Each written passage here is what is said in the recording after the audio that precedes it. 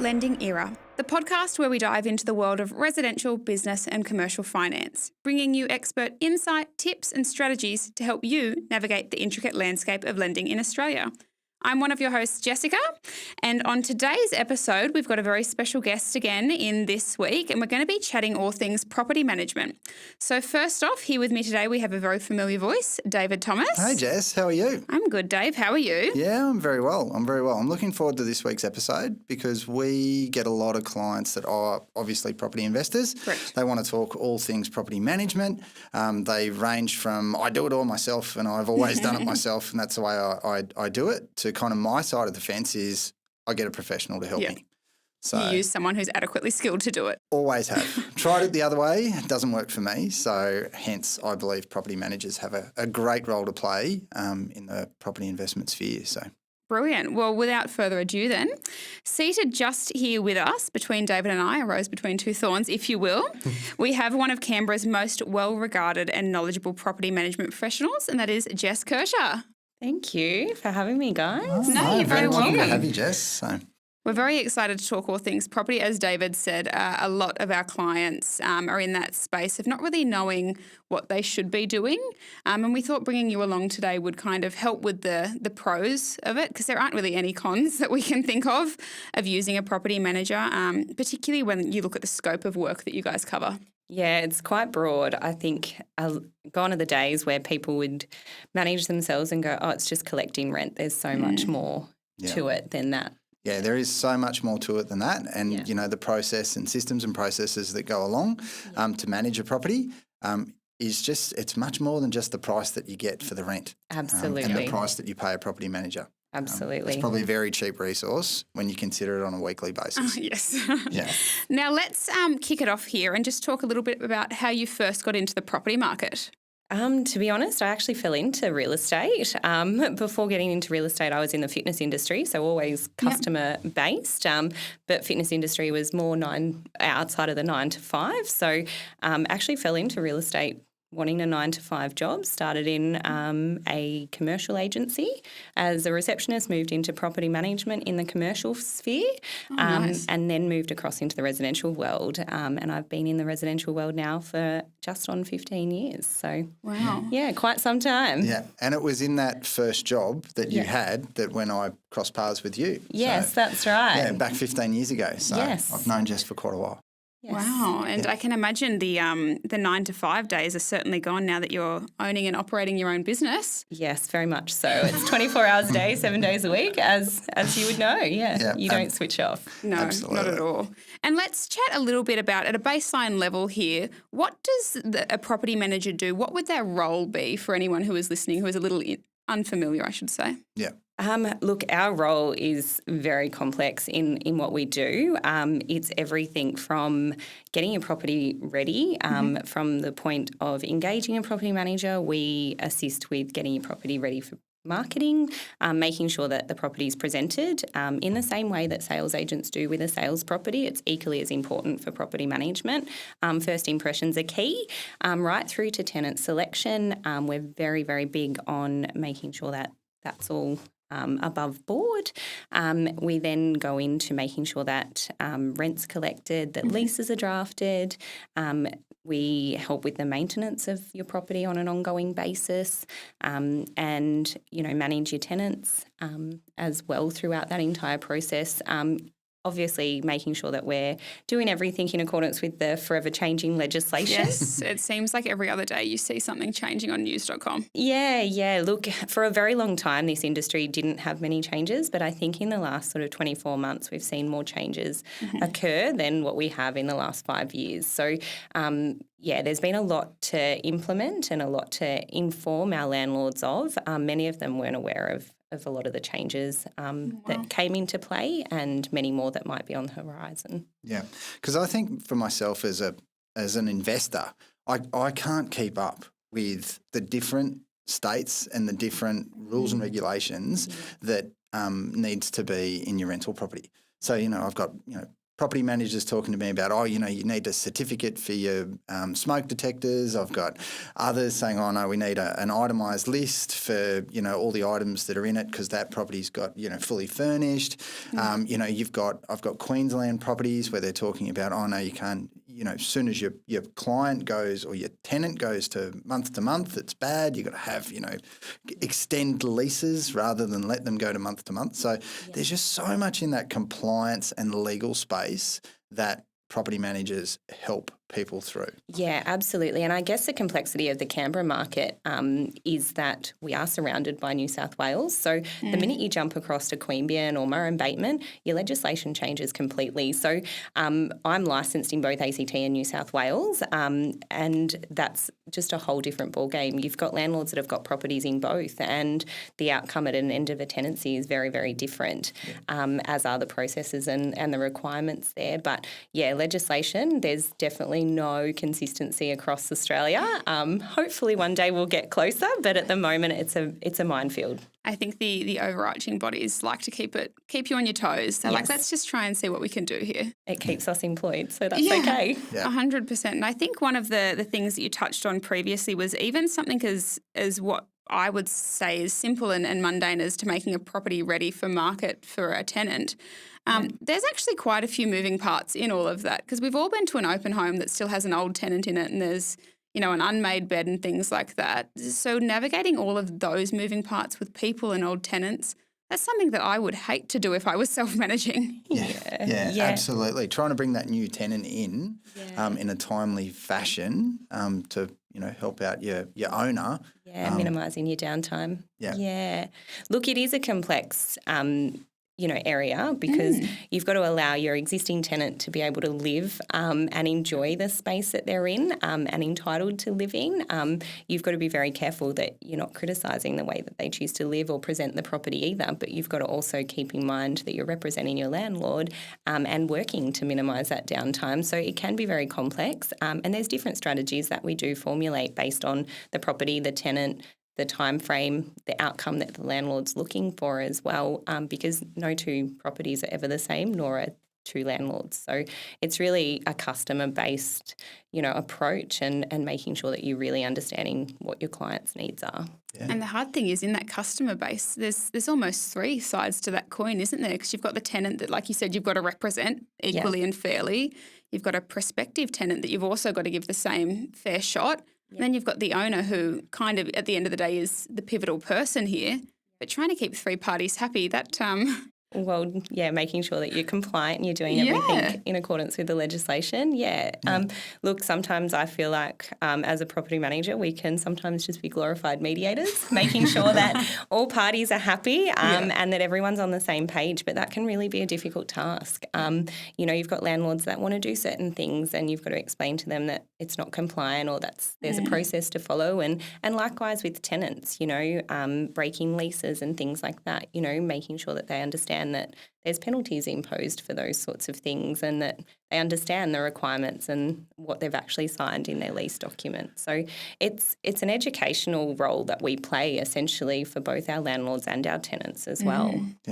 So on the tenant front, tenant selection, how pivotal, how important is it to have that skill set as a property manager? Is that the bedrock of what you do? Because you're just creating problems for all parties later on down the track? Yeah, absolutely. Look, every agency will structure their business differently. For us, we make sure that our property managers are doing it from start to end. I've always been in a role where we've managed it right through from marketing, leasing, right through to the management. And we do that purely because you do seem to place more care into your tenant selection. You are a little bit more strict. So things that we check is previous rental history, making sure that rent was paid on time, seeking ledgers, routine inspections to make sure that it was cared for and looked after. But it's also not just about the property. It's about how they were to deal with on a people basis as well. Did they return calls? Were they polite on the phone? Were they prompt in email communication? Those sorts of things.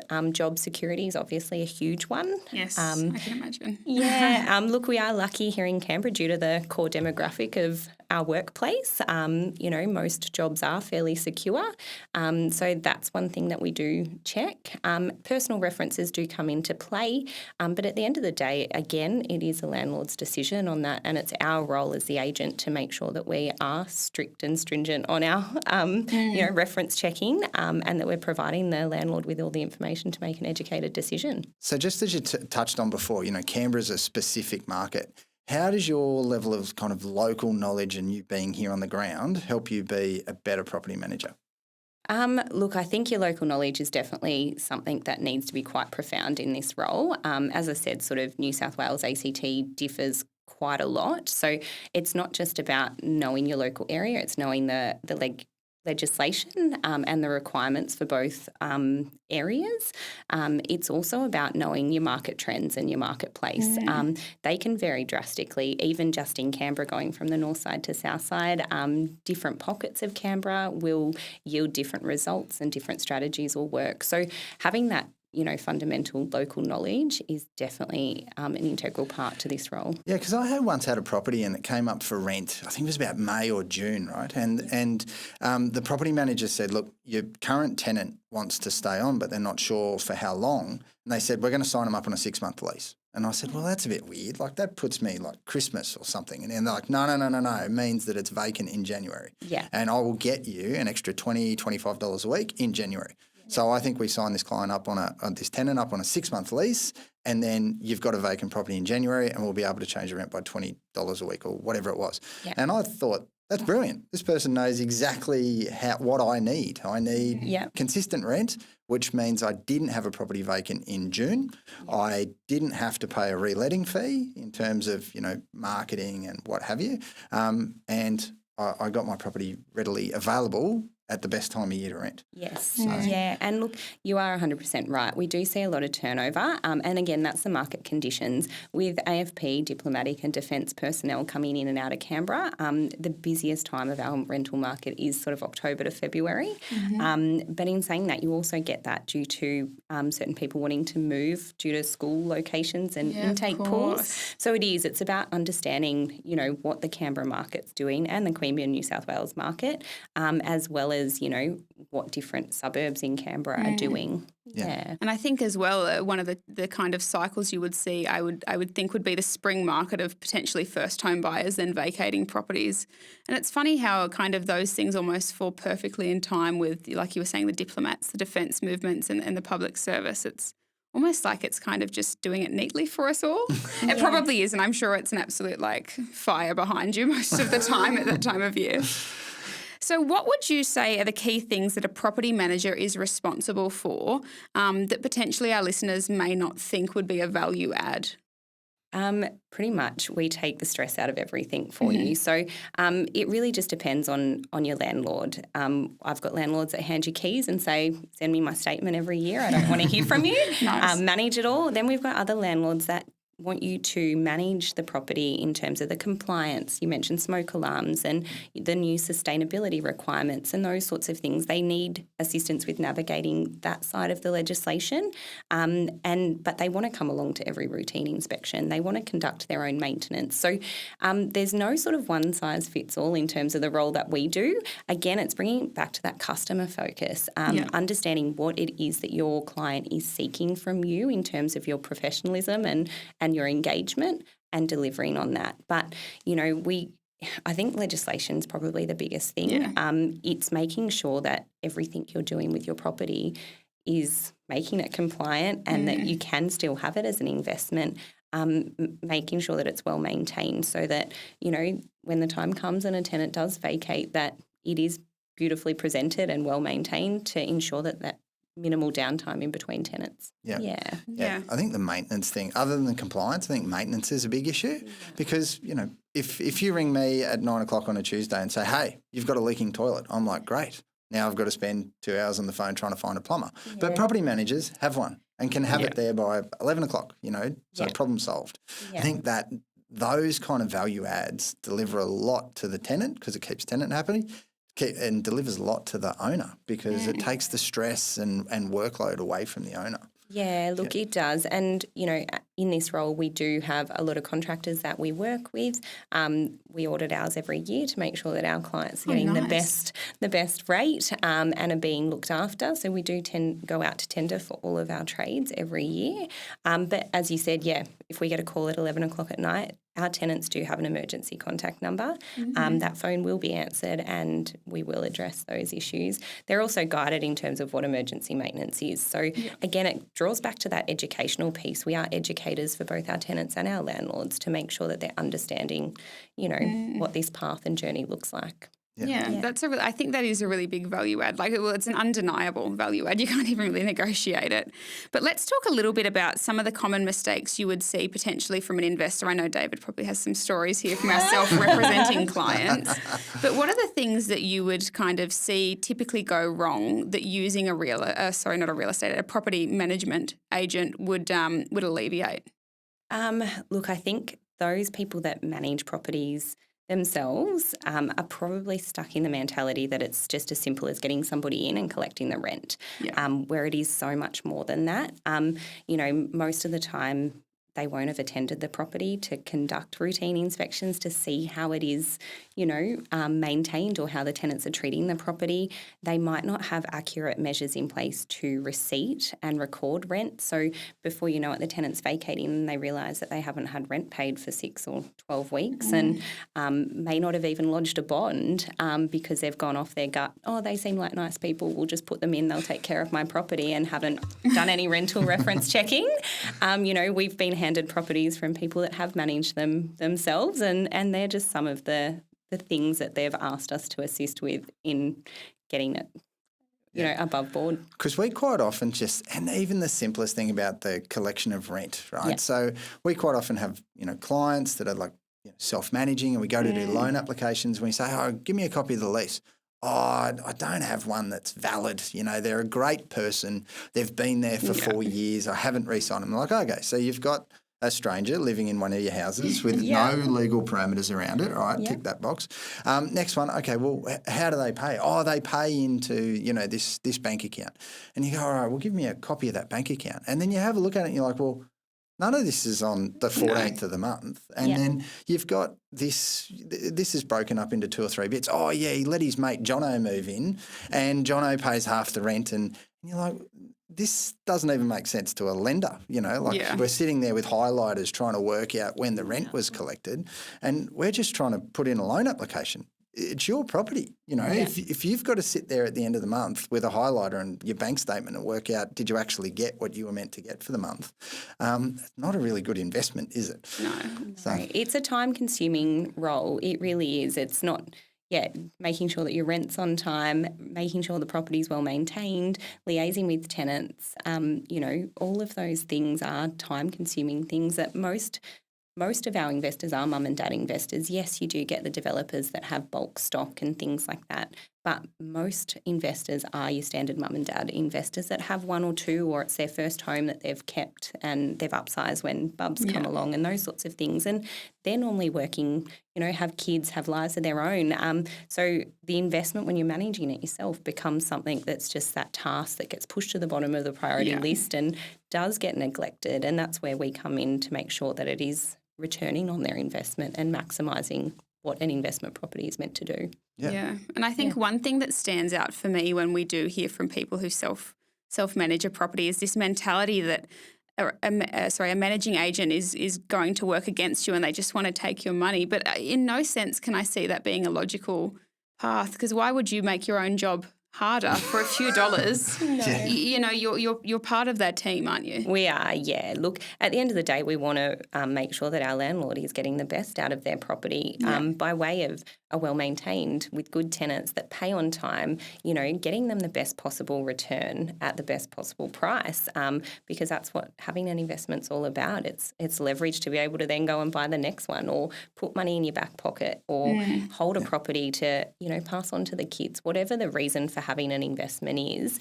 We want to make sure that we're managing that in accordance with what it is that they need. Yeah. Yeah. And just that the the software that's behind things in terms of A, collecting of rents, but B, also working out what the rent should be. Yeah. Like quite often we'll be chatting to clients that don't have access to, say, CoreLogic or RP data, and they'll be saying, this one should rent for, I don't know, $450 a week. And we'll do an analysis and go, well, everything else in that suburb's now renting for $500 a week. Yeah. You're selling yourself short, A property manager is on this all the time. Hey, this needs a rent review, the lease is up, does the client want to stay, do they want to pay more? Yeah. How much more can you charge within the parameters of the law? All that kind of stuff. Like that's really valuable for clients, I think, and investors. Particularly when it comes down to the nitty-gritty at tax time. If you've got only a few dollars between a positive and a negatively geared property, was it worth potentially managing it yourself, or should you have brought in a professional? I think the professional wins every day of the week. And the professional fees are tax deductible. So Correct. why not? That's why exactly not? right. And that's the thing. These days, particularly in Canberra, the majority of our stock is probably strata feed as well. So you've got how many fees going out? In the grand scheme of things, a few $100s a month to not have to answer your tenant's phone calls, or to be, I would hate to be the bad cop saying we need to charge you an extra $20 a week. Yeah. Like that's a difficult conversation. So if you can pay a few dollars. To have someone else do that for you. Absolutely. Don't be a bad cop. Yeah.